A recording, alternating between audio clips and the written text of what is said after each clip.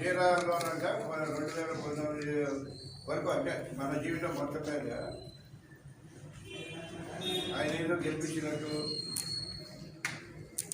దుర్మార్గుడిని మాట్లాడటం, ఆయనకింటే దుర్మార్గుడు నేను ఎక్కడ చూడలేదు. నాకు తెలుసు, దళితులు నేను ఎప్పుడు మాట్లాడుకుంటుంటే ఒక వ్యక్తిగతంగా కించపరిచే అలవాటు నాకు లేదు. ఫ్రమ్ ది బిగినింగ్ నా రాజకీయ జీవితంలో కానివ్వండి, రాజకీయ చరిత్ర కానివ్వండి, ఏ పార్టీలో ఉన్నా కూడా నా పని అయితే నేను పబ్లిక్కి సంబంధించిన విషయాల మీదే అవగాహనతో మాట్లాడటం కానివ్వండి, అవసరమైతే అధికారం ఉన్నా లేకపోయినా కూడా ఒత్తిడి చేసి ప్రభుత్వ పరంగా పనులు చేయించే విధంగా మనం తీసుకురావడం కానివ్వండి, ప్రజలకు ఉపయోగపడే విధంగా మనం చేతితో నడుస్తాం. ఈయన తన చరిత్ర నేను అంత లోతుగా ఎక్కువ బాధలుసుకోలేదు. ఎక్కువ మాట్లాడితే చరిత్ర మొత్తం చేయాల్సి వస్తుంది. కానీ కొంతవరకే నేను మాట్లాడతాను. ఇప్పుడు నేనంతా కష్టాల్లో ఉన్నప్పుడంటే ఆయనతో వాళ్ళతో లేవని, ఎవరితో బాగు చెందామని వెళ్ళాడని మాట్లాడతారు. ఇట్లాంటి తుచ్చమైనటువంటి నీచ బుద్ధులు ఆయనకున్నాయి, కానీ నాకు లేదు. నాకు ఎప్పుడు కూడా నేను ఒకటి ప్రాపకం కోసం ప్రాకులాడేవాడి కాదు, అదేవిధంగా బాగు చెందామని వెళ్ళేవాడు కాదు. నీ చరిత్ర ఏందో నా చరిత్ర రా గొప్ప ఛాలెంజ్ చేద్దాం, కూర్చుందాం, మాట్లాడదాం. Ready any time anyway. నీ ఆఫీసులో ఏమన్నా వస్తాను నేను. తప్పుడు మాటలు నాన్నకాయ నోరు ఉందని చెప్పని పబ్లిక్ లెక్కల్లాగా దాన్ని మామూలుగా మాట్లాడటం అనేది నేను సహించేటటువంటి విషయం కాదు. యువతలోని క్యారెక్టర్ కూడా ఎందుకు చూసి మాట్లాడాను. ఇట్లాంటి దుర్మార్గ ఆలోచనలో పక్కన సింపుల్ తీసుకొని మాట్లాడటం, అది నేను దాన్ని తీవ్రంగా ఖండిస్తూ ఉన్నాను. అదేవిధంగా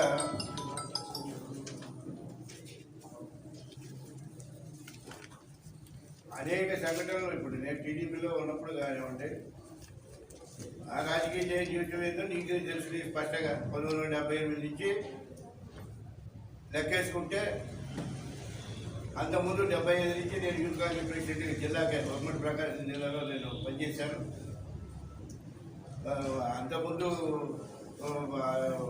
తర్వాత మేము కాంగ్రెస్లోనే ఎమ్మెల్యే కావడం కానీ ఆయనైనా నేనైనా అందరూ కూడా కాంగ్రెస్లోనే ఎమ్మెల్యేగా రావడం జరిగింది. అయితే నిన్న జరిగిన విషయానికి వచ్చేటప్పటికి మధ్య మధ్యలో చాలా గ్యాప్స్ వచ్చి ఉన్నాయి. ఆ హిస్టరీ చెప్పాలంటే మీకు 1 అవర్ టైం పడుతుంది కాబట్టి నేను అందరూ పోవట్లేదు. ఏదేమైనా కూడా నిన్న జరిగిన విషయం మీద నేను మాట్లాడుతూ ఉన్నాను. దానికి 2019లో చీరాలలో ఎమ్మెల్యే టికెట్ అసలు నేను అడగలేదు. ఫస్ట్ పాయింట్ నేను చెప్తున్నాను, ఆ పార్టీలో ఎవరినన్నా అడగండి, నేను చేరాలా పోతాను, నాకు టికెట్ ఇవ్వమని చెప్పి నేను అడగలేదు. ఆ రోజున నిన్ను నీ కొడుకుని బూతులు తిట్టారని చెప్పని, ఎవరో బూతులు తిట్టారని మీకు అది మీ దుగ్ధ తీసుకోవడానికి నన్ను బలవంతాన్ని అక్కడ పంపించారు. దాని రిజల్ట్ సరిపోయినందువల్ల వచ్చే రిజల్ట్ ఏదో మీకు తెలుసు. అదేవిధంగా ఆ రోజున వాడు మాట్లాడేదానికే మీకు సత్తా లేదు. బ్రహ్మాండమైన మెజార్టీ ఇచ్చారు చీరాల ప్రజలు, ఇర్రెస్పెక్టివ్ పార్టీ. అదే అప్పుడు అక్కడ స్థానిక పరిస్థితులు అనుకోండి, మనకుండే ప్రచారం అనుకోండి, లేకపోతే పార్టీ పరంగా ఉండే స్ట్రెంగ్త్ అనుకోండి, రకరకాల అన్ని మిక్స్ అయి ఉన్నాయి. ఏదో నేను గెలిపిస్తే ఆయన వెళ్ళాడని చెప్పని మాట్లాడుతామన్నాడు. నీకు అంత సత్తా ఉంటే నీకు పక్కనున్న లోకేష్ గెలిపించుకోలేకపోయారు. బాగలగిరిలో చీరాదాకా మాట్లాడుతున్నారు.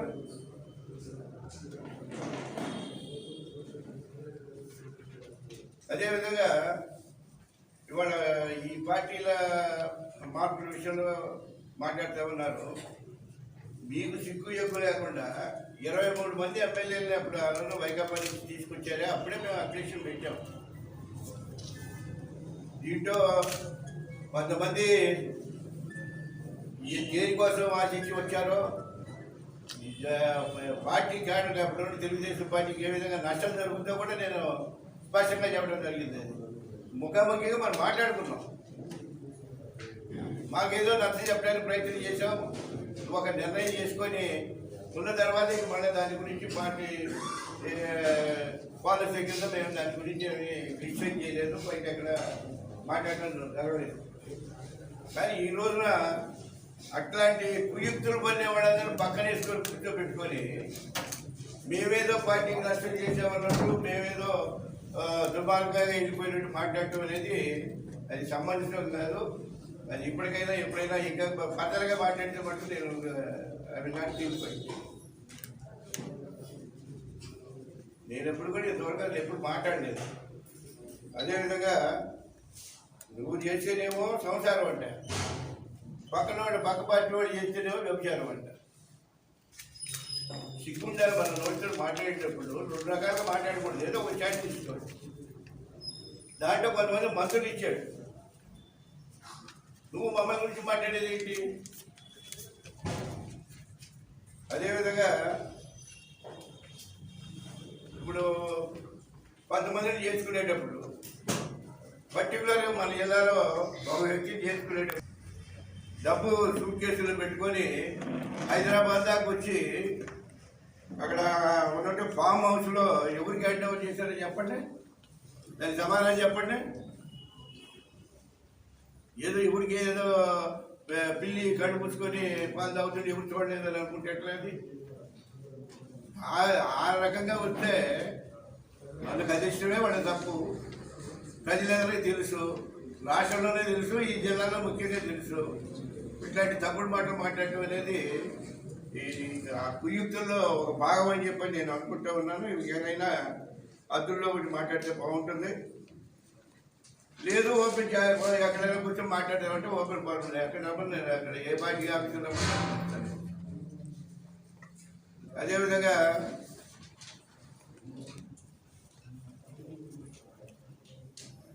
ఇప్పుడు పార్టీ అక్కడ ఏం జరుగుతుంది? ఎన్టీ రామారావు పెట్టిన పార్టీ, నీకు నాకేం సంబంధం లేదు. కానీ ఏదో పరిస్థితుల ప్రభావం తోటి నీకు అధికారం వచ్చింది.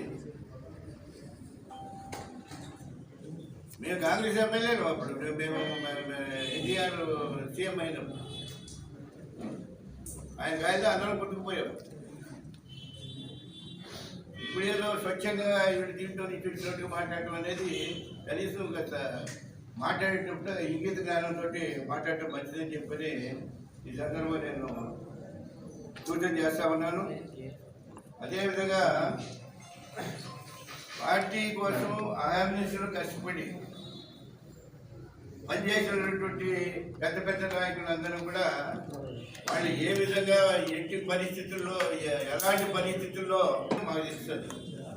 కానీ ఇది ఓపెన్గా మాట్లాడటం సమస్య ఉండదని చెప్పని నేను ఉన్నాను. కానీ అటు పైగా విషయంలో కానివ్వండి, ఇటు కోడే శివప్రసాద్ విషయంలో కానివ్వండి, ఏం చేశారు మీరు? కనీసం పరామర్శకి అలా నువ్వు శివప్రసాద్ చాలా బాధపడ్డాడు నాతో.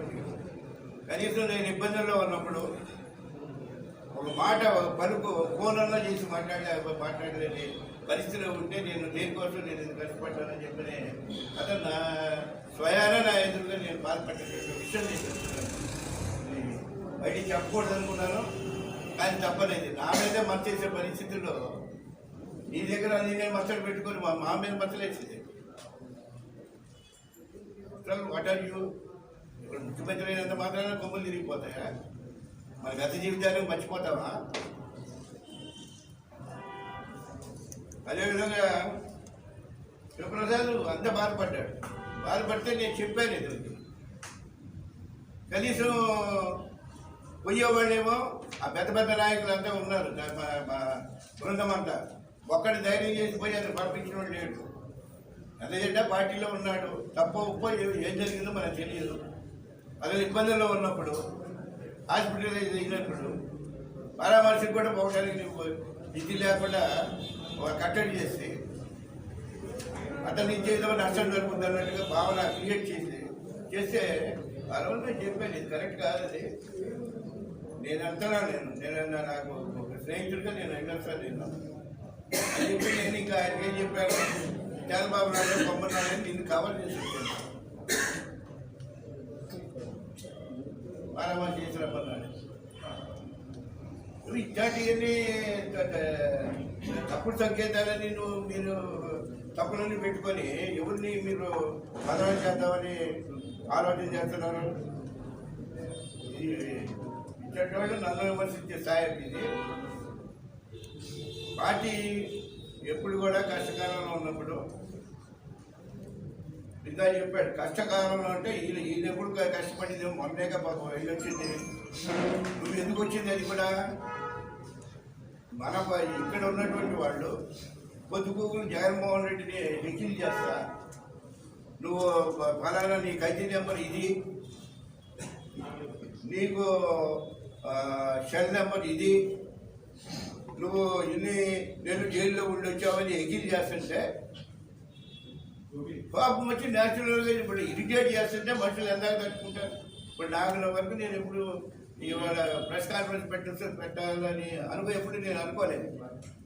నీ తప్పులని నీ దగ్గర పెట్టుకొని అవతలని నువ్వులేట్ చేస్తుంటే వాళ్ళు మాట్లాడతారు. నువ్వు రెచ్చగొట్టిందేమో బయట కనపడదు. ఈ విధమైన కోతలు కూర్చున్నప్పుడు నీకు 5 నెంబర్లు నీ ఏ జైలుకు పోయింది ఎన్ని రోజులు ఉన్నాయి అవతలని మాట్లాడి ఇప్పుడు ఎందుకు మాట్లాడట్లేదు మీరు?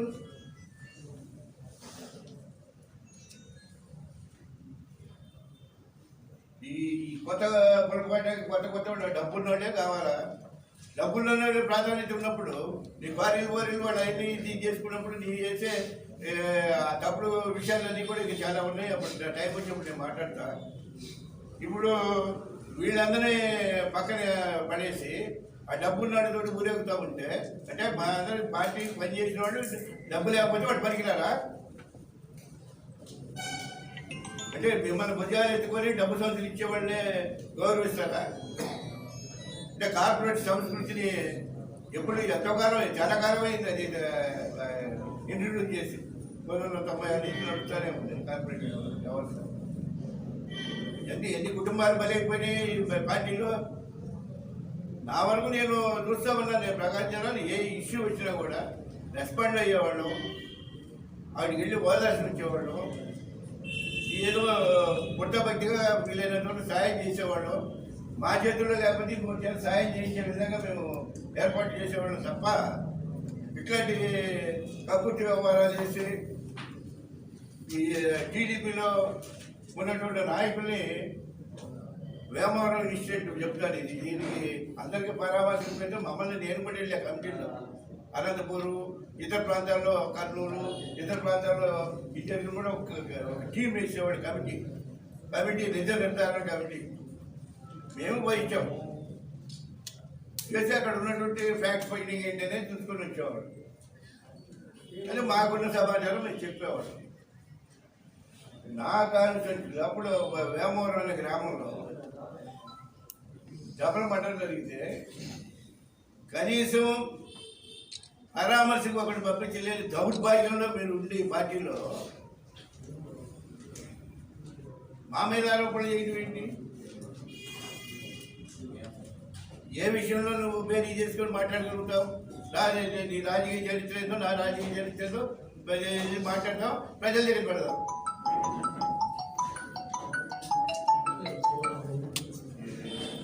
అంతేకాకుండా ఇప్పుడు నేను అనేకసార్లు ప్రసంగాలు మీరే ఉన్నారు, ఇది మీకు కోరుకుంటుంటుంది. పార్టీ అధికారంలో లేనప్పుడేమో కార్యకర్తలే నా ప్రాణం అంటాడు. వీళ్ళకి అది నమ్మి కనుక ఆ పోలింగ్ బూతుల దగ్గర అక్కడో ఇక్కడో బడి కేసులు నిలుపుకుంటూ వాళ్ళ గురించి పట్టించుకోరు. నేను సజెషన్ ఇచ్చాను, పార్టీకి పనిచేసి పార్టీ పరంగా వచ్చే కేసులన్నా మనం ఎడ్యుకేషన్ పెట్టమో లేకపోతే వాళ్ళకి ఏదైనా ఫైనాన్షియల్ సపోర్ట్ ఇవ్వటమో కనీసం వాళ్ళ కోర్టుల దాకా ఇళ్ళు వచ్చేదానికి ఖర్చులనే ఇవ్వాల్సిందే అని చెప్పి నేను సజెస్ట్ చేశాను. దాన్ని పక్కన పడేసాను. ఇంక దానికి ఏదో కథలు చెబుతారు, ఇన్సూరెన్స్లు ఆ ఇన్సూరెన్స్లు ఈ ఇన్సూరెన్స్లు చచ్చిపోయిన తర్వాత వచ్చేది. ఇవన్నీ ఆవేదన ఉన్నా కూడా మేము ఎప్పుడు ఈ విధంగా ఎప్పుడు మాట్లాడలేదు. ఈ పల్లిపురం మండలం వ్యవహారం దాంట్లో వచ్చినప్పుడు నుంచి మటుకు నాకు మనసులో చాలా ఆవేదన ఉంది. కనీసం ఒక్కడు కూడా వచ్చి పరామర్శ చేయలేదు.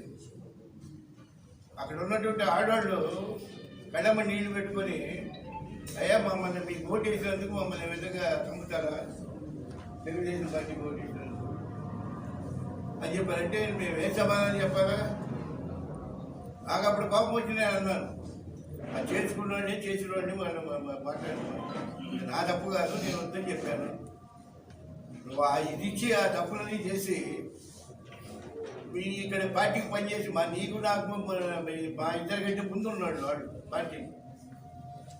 ఆ విధంగా మాట్లాడటం అతని మార్పు ఆలోచనలు మీకుంటే కానీ మాకు ఉండవు. ఎందుకంటే ఇంత దాకా ఎందుకు? మన ఇద్దరం ఒకసారి వచ్చాం 1978లో. యూత్ కాంగ్రెస్లో కూడా ఉన్నాను నేను. జిల్లా ప్రెసిడెంట్ ఆ రోజు. వీళ్ళు ఒక బ్లాక్ ప్రెసిడెంట్. బ్లాక్ అంటే అప్పుడు సముద్రాలు ఉంటాయి మండలాలు. ఇప్పుడు తర్వాత మా ఎన్టీఆర్ ఇచ్చినా మండలాలు పెట్టారు. ఆ రోజుల్లో నేను జిల్లా ప్రెసిడెంట్, నేను యాక్టివ్గా ఉండేవాడిని. మాతో పాటు అధిదేశంగా అందరం కలిసి ఉండేవాళ్ళం. అది ఆ తర్వాత అవకాశాలు వచ్చినా కూడా నేను ఎప్పుడు ఇందిరాగాంధీని ప్రొటెక్ట్ చేయడం కానీ వేరే మీకు తెలిసినటువంటి విషయం నేను ఎప్పుడు చేయాల్సిన పని లేదు. ఆమె ఈజ్ మై థర్డ్ సర్వ్ అని చెప్పాను. అందుకంటే క్రెడిట్ బొజికెత్తులు మేము ఎప్పుడు ఆశించలే. నువ్వనే తప్పుడు పోతే ఎప్పుడు మేము ఎప్పుడు మనసులో ఇక్కడ అనిపించుకోలేదు. ఈ స్వార్థానికి నేను ఢిల్లీ వెళ్ళి పివి నరసింహారావు గారు రోజున పివి నరసింహారావుని కన్వీన్స్ చేసి, అంటే చిత్తూరు జిల్లాలో ఉన్నటువంటి పాలిటిక్స్లో మేము ఒక రకంగా నేను ట్రై చేసుకుంటే నేను మధ్యలో ఆ రోజు. కానీ నాకు అసలు ఇది లేదు.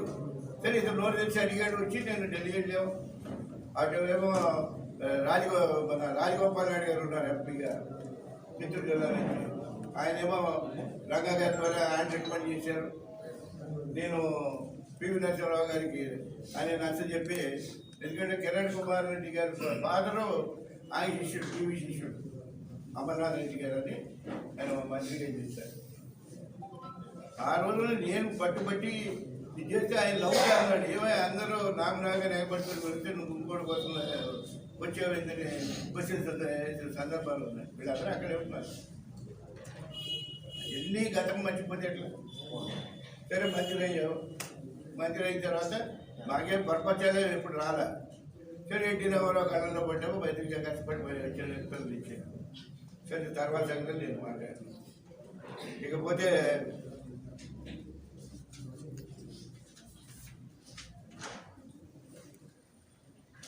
మనం ఇంకోటి మాట్లాడుతూ ఉన్నాం. నిన్న డైరెక్ట్ మీద కూర్చుంది ఎవరండి? చిన్న మైక్. నువ్వు డిఫెక్షన్ తోటి వచ్చిన వాళ్ళు వాళ్ళు కూర్చోబెట్టుకునే కదా నువ్వు మాట్లాడింది. అక్కడ జగన్మోహన్ రెడ్డి గారు రిజైన్ చేసిన మాలంతా అక్కడ ఉంది కదా డయాస్ మీద.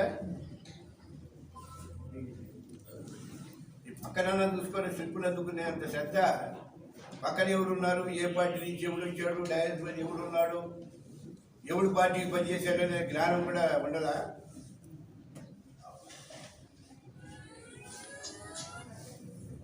ఇంకో డైలాగ్ చూశాను ఇందాక చూస్తుంటే, నన్ను ఏదో మా విమర్శించాడంటే నేను అసలు విషయం ఏంటో తెలుసుకున్నామని నాకు నేను సాయంత్రం రాత్రిదా తెలియదు. అది నేను ఫామ్ హౌస్ అక్కడ నుంచి వచ్చేటప్పటికి నా విషయం బాగా చెప్పారు. ఏంటంటే నేను మొత్తం తీసి దాంట్లో ఉన్నది చూసిన తర్వాత నాకు అనిపించింది అది ఇతను చాలా తప్పు మాట్లాడాడు, అది కరెక్ట్ కాదని చెప్పని. అందుకనే మనకు ప్రెస్ కాన్ఫరెన్స్ పెట్టడం జరిగింది. అంతేకాకుండా మాట్లాడుతూ ఉన్నాడు. చెప్పడానికి సరదాగానే ఉంటుంది. ఆయన అంతా పక్క పార్టీల్లో ఉన్న వాళ్ళందరేమో వచ్చేనేమో వాళ్ళ చెత్త అంటాయి కదా, ఆ చెత్త తెచ్చి ఇక్కడ అయితే స్టెంట్ అంటారు. స్టెంట్ అవుద్దా అని ఒక క్వశ్చన్ వేశాడు. ఈయన సెంటు ఫ్యాక్టరీ పెట్టి మరమ్మతు చేసి 23 మందిని కూడా ఎంతమందిని పునీతులు చేసి పెట్టేటప్పుడు చెబితే బాగుంటుంది. కనీసం పెనాయిలన్నా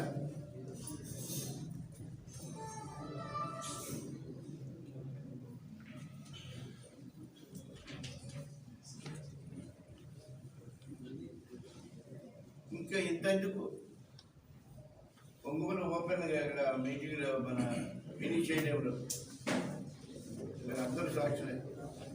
అంటే కొంతమంది కొత్త వాళ్ళు వచ్చారు, కొత్త చాలా చూసినాయి. కానీ సీతారామరావు మంత్రిగా ఉన్నాడు, ఇప్పుడు వినయ్ చంద్ర కలెక్టర్గా ఉన్నాడు. వినయ్ చంద్ర అనుకుంటాడు, నువ్వు ముఖ్యమంత్రిగా ఉండే స్థానంలో నీ అది కూడా మర్చిపోయి నువ్వు ఇప్పుడు గలీష్ మాటలు మాట్లాడేదానికి ఎవరైతే నిన్ను తిట్టారు, మా బాగుడికి తిట్టారు అని చెప్పని నన్ను ఒత్తిడి చేసి నన్ను అక్కడికి పంపించి నీ లొంగ తీసుకోవడానికి నీ పక్కన నెరవేర్చుకోవడానికి వాళ్ళ కుర్చీలు ఆగి ఇచ్చావంటే నీకు అంతకంటే సిగ్గుసేట్ ఏమైనా ఉందా? దాని వాల్యూ ఎవరు ఏంటంటే చాలామంది చూసినట్టు బాధపడ్డారు. మా కార్యకర్తలే చూసి ఏంటి నన్ను రమ్మంటే చేస్తారు, గౌరవంతులు చూస్తారు. పక్కన మంత్రులు లేపి ఆ పక్కన ఉన్న కలెక్టర్లు లేపి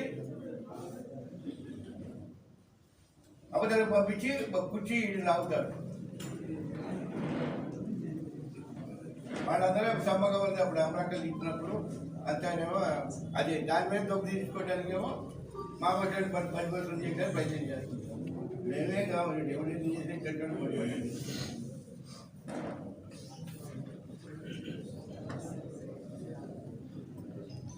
ఇప్పుడు అల్టిమేట్గా అక్కడ చేసుకున్నాం. ఆ చేసిన దాంట్లో ఆ టీడీపీ క్యాడర్ అంతా అక్కడ సఫర్ ఉన్నారు. ఆ చీరాల ప్రాంతంలో వాళ్ళందరినీ కూడా అరెస్ట్ చేస్తే కదా తర్వాత వాళ్ళందరూ నన్ను వాళ్ళు వచ్చి అడిగారు, మిమ్మల్ని దిక్కిన దానికి మీరు కష్టం తీసుకోవడానికి మీరు ఆలోచన చేశారు. అందరూ కలిసి నన్ను అడిగి పంపించారు. నేను ఏ కష్టమైనా నేను పడే సత్తా కెపాసిటీ నాకు ఉంది. ఎన్నుకోవటం అనేది దాని గురించి నేను పెద్ద లెక్క పెట్టను. నీకు మనం ఎంత ఇది చేసుకుంటే 23 సీట్లు ఎందుకు కన్ఫర్మ్ అయ్యారు అంటే పక్కనేమో మిమ్మల్ని అందరూ గెలిపిస్తే పోయారంటే అక్కడ స్థానికంగా బళ్ళు సమస్యలు ఉన్నాయి. సమస్యలు పరిష్కారం చేయాలి. నాకు అందరూ నాకు చాలా అన్ని పార్టీల వాళ్ళు నాకు సపోర్ట్ చేశారు. అప్పుడు వాళ్ళ న్యాయం చేయాల్సిన బాధ్యత నాకు ఉంది. నేను అందుకనే వాళ్ళందరితో మాట్లాడే రేషన్ తీసుకున్నాను. నీకు అసలు అంత కక్కుర్తి పడాల్సిన అవసరం నువ్వు చేసే కరెక్టర్ను ఎదురుగా ఇంకా ఏదైనా చేస్తే తప్పనంటే ఇప్పటికైనా కాస్త మైండ్ దగ్గర పెట్టుకొని మాట్లాడితే బాగుంటుందని చెప్పి నేను ఈ సందర్భంగా సూచన చేస్తా ఉన్నాను. నీకు అట్లయితే చీరాలలో జరిగిన అంత ముందు జరిగిన ఇన్స్టిట్యూట్స్ అన్నిటికీ నువ్వు బాధ్యత వహించాలి కదా. ఈ టైంలో కూడా హెరాస్మెంట్ జరిగింది కదా అక్కడి క్యాడర్కి. వాళ్ళు అడిగితే వాళ్ళు చెప్పరా?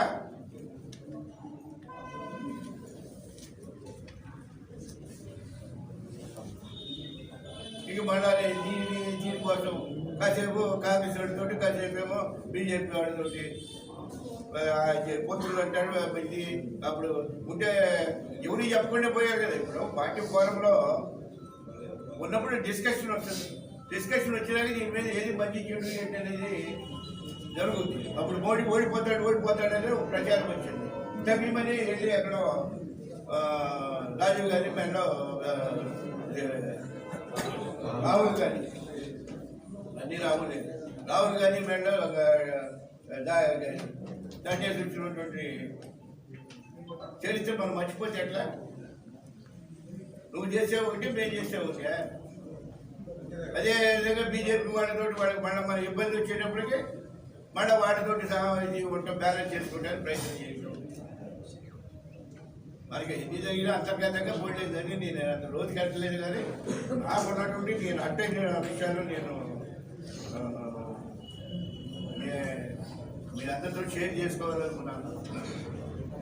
సార్ మీరు సీట్ అడిగారని చెప్పాడు చంద్రబాబు నాయుడు. రమణమోహన్ ఎదురుగా మాట్లాడతాను. నన్ను గెలిపిస్తానని మళ్ళీ అడుగుతున్నాడు. నేను నీకు సిగ్గులేదా అని చెప్పాడు. మాట్లాడేవాడు కదా పుట్టినరోజు ఇప్పుడు చెప్పాడు. నేనేమో సీట్ అడిగానేమో. అక్కడ ఎవడైనా అడగండి. నేను రాజకీయాల నుంచి అనుకుంటాను.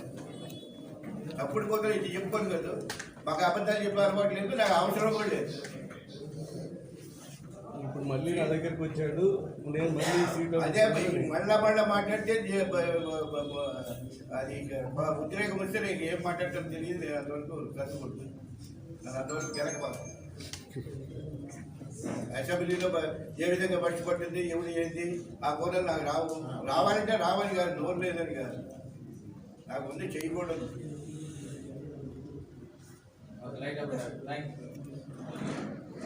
దాన్ని సీట్ అనేది నేను అడగలేదు. వాడు ఆ తప్పుడు తనగా ముందు ఫస్ట్ వాడు విచారణ చేసుకోవాలి, నేను అడిగానండి. సీట్ అడిగారని కాదు సార్, ఆయన అన్నది ఏంటంటే గెలిచిన తర్వాత మీ పార్టీలోకి వస్తాను. అసలు ఎవడే మాట్లాడాను గెలిచిందాక నేను అడిగితే అసలు ముఖం చూడలేదు, నేను మాట్లాడలేదు ఇంతవరకు. నేను బయటకు వచ్చిన తర్వాత అతనికి మాట్లాడటం కానీ, ఎక్కడైనా కలపటం కానీ, ఎక్కడైనా మ్యారేజ్ దగ్గర అటు ఇటు ఉన్నా కూడా మేము వెళ్ళిపోయేవాడు. నేను ముందు చూసి వెళ్ళిపోయేవాడు. అతను ముఖం నేను చూడలేదు, నన్ను చూసాడే లేదో నాకు తెలియదు. కానీ అట్లాంటి తప్పుడు కొత్తలు మటుకు బయట వల్ల మంచిది కాదు. ఎవడి పొలిటికల్గా గెయిన్ అవుదామని తప్పుడు వార్తలు చెప్పడం తప్ప అతను ఏ విధంగా ఏం అవసరం వచ్చింది? స్టాండర్డ్గా అక్కడ పనిచేసుకుంటా ఉన్నాం. అది జగన్మోహన్ రెడ్డి గారు మాకున్నటువంటి అండర్స్టాండింగ్. వెంకటేష్ని మా టీంలో పెట్టాను అని చెప్పి చెప్పటం. వాసు గారు మేమందరం కలిసి అప్పుడు వెంకటేశ్వరికి ఆయన బాధ్యతలు అప్పచెప్పడం జరిగింది. పార్టీ తరఫున ఆయన ఇన్ఛార్జి. సిగ్గు లేకుండా వీళ్ళకి అది మాట్లాడతారు. అది చాలా తీవ్రంగా ఖండిస్తున్నాను నేను ఆ విషయం మీద. చెప్పాడు అక్కడ నేను ఒక్క మాట మాట్లాడేది అక్కడ. ఇట్లాంటి అవాకులు జవాకులు వాళ్ళ దగ్గర ఈ జాతకం పూర్తిగా తెలిసిన వాడిని నా దగ్గర మటుకు పొడుతుపులకి రాస్తాయని భావించి బాగుంది. నీకు సిగ్గు లేకపోతే నాకుంది చెప్పాను నేను. ఎందుకు నువ్వు మోడీని ఎందుకు అనవసరం కదా అది నోరు పారేసుకోవటం? ఆయన భార్య ఎక్కడ ఉంటే ఎందుకంటే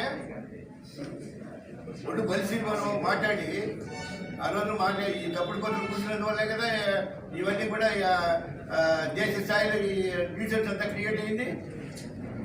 ఇప్పుడేమో వాళ్ళ కాళ్ళు ఏడు గంట పట్టుకుని తిరగాల్సిన అవసరం వచ్చింది. రైట్ రాయలు ఉండొచ్చుగా. నోరు ఆరపడదు ఎప్పుడైనా. నేను ఎందుకంటే నాకు పాపం వచ్చినా కూడా ఇంకా నోరు వేరే పదాలు రాకుండా ఇంకా జాగ్రత్త పడుతున్నాను. ఈ టైంలో ఎందుకంటే ఈ టైంలో నాకు అర్థమైంది. ఈ టైంలో ఎందుకు టార్గెట్ చేశారంటే వర్చువల్లో ఓడిపోయే పరిస్థితి ఆ రోజున నేను చీరాలు పోయే టైంలో ఉంటే నన్ను పిలిపించి ఏలూరు సాంబశివరావు కూడా ఉన్నాడు కదా, అతనే చెప్పాడు. నన్ను పిలిపించారు. నాయుడు గారు వాళ్ళు అందరూ పాపం వాళ్ళు చెప్పారు, సార్ మమ్మల్ని సైడ్ ట్రాక్ చేసి మాకు ప్రాధాన్యత లేకుండా చేస్తూ ఉన్నారు, దాని బదులు మాకు దేశమేంటి మేము మేము చేయలేమన్నారు. ఇంకోటి వచ్చాడు, మా గురితాడు ఇవ్వండి మేము ఊరేసుకొని పోవాల్సింది నేను ఓటేయాలంటే. అట్లాంటి సిచ్యువేషన్ నుంచి నేను దాని సామరస్యంగా లాక్కొచ్చి నేను బయటపడ్డాను. ఆ ఉన్నటువంటి అంతర్గతంగా ఉన్నటువంటి తగ్గారు ఆ దగ్గరలో అదే జరిగింది. మరి అంబేద్కర్ గుండెపై చేసుకుని చెప్పాలంటే ఏ విధంగా గెలిచారో ఖండపడాలను చేయకుండా ఏం వచ్చినాయా?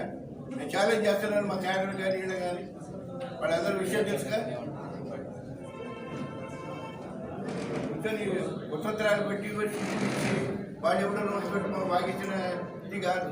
డబ్బుంటే రండి చూసుకున్నా స్ట్రైట్గా.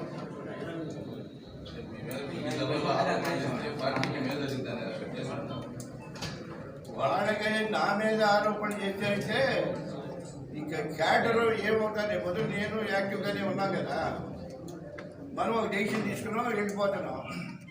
వీళ్ళలో ఏదో కాస్త మన మీద తప్పులు చెప్పాలేదని చూపిస్తే క్యాడర్ని వాళ్ళు ఏదైనా అటు ఇటు పోగొట్టుకుంటారేమో అనేది అతని ఆలోచన అయి ఉండాలి.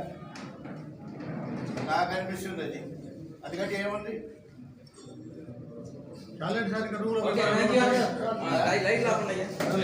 చెప్పండి ఎవరైనా చెప్పండి ఏదడిగినా నేను చెప్తాను. సార్ చీరాల వైసీపీ నుంచి ఈసారి మీరు పోటీ చేస్తారా, కర్ణ వెంకటేష్ పోటీ చేస్తారా? పట్ల వెంకటేష్ పోటీ చేస్తారు. సీట్ కన్ఫర్మ్ అయిందా సార్? ఇంకా చేయలేదు. 100 సార్లు చెప్పాము ఇప్పటికి. మీకు అవసరం, మీకు ఇష్టం లేకపోతే చెవులు పూసుకోండి.